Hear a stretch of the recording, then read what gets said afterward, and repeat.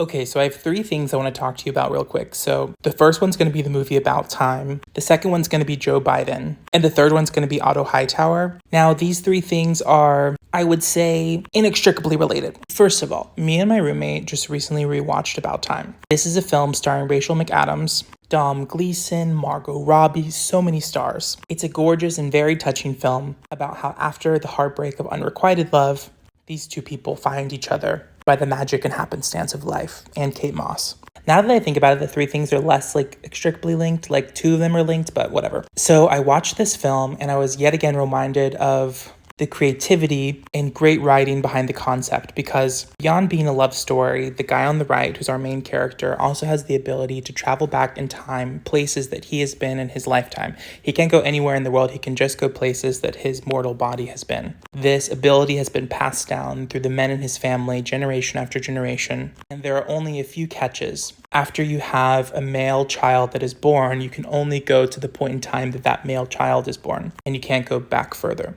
So this adds to the rom-com. Some would say in a way that is kind of troubling, because he's able to redo situations until Rachel McAdams falls in love with him, which some critics have rightfully called kind of manipulative and creepy. But the film does a really good job glossing over that and making you fall in love with these two. And there's also such a beautiful contemplation about our parents and grief and loss, and just how beautiful it is to be present each day of your life. So I was watching this movie and I was almost certain that, because I've seen this movie multiple times in the past. I first saw it when it came out in theaters many years ago, like 10 years ago. And I was certain that it ends with her dying, but it doesn't.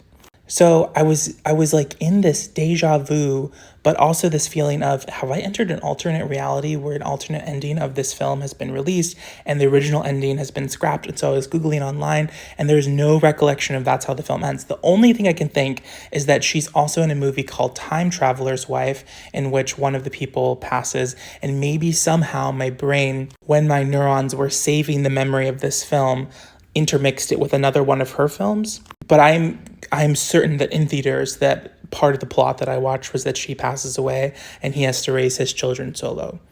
But that's not what happens. So I think I might be a time traveler myself.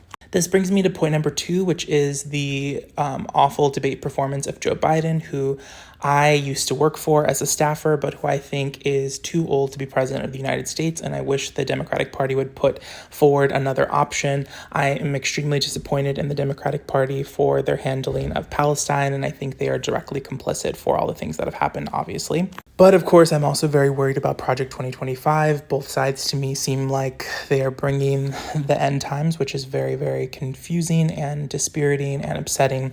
But one of the reasons that I wanted to talk about him today is I remember watching his debate performance live. I stayed up till 3 a.m. here in Spain until it was premiering on CNN. And I am absolutely certain that the first few minutes, his voice was really raspy like this, and he sounded terrible.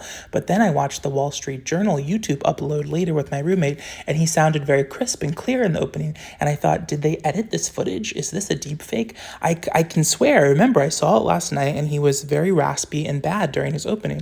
And so then I thought, okay, well, maybe there's lots of different cameras and maybe different mics, and maybe they edited the sound quality to make his voice sound more resonant, but it felt like a completely different performance, and I felt again like I had stepped through portals in time. The last thing I would like to say is Otto Hightower, the actor in real life that plays this character on House of the Dragon, was recently interviewed on a red carpet asking if he is Team Black or Team Green, and he candidly said that he feels like both sides are war criminals. And as I said at the beginning of this video, I just think it's interesting how things are interconnected, you know?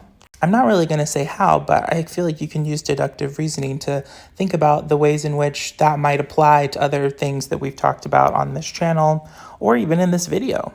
Anyways, this is a really lovely movie and I hope that you'll stream it.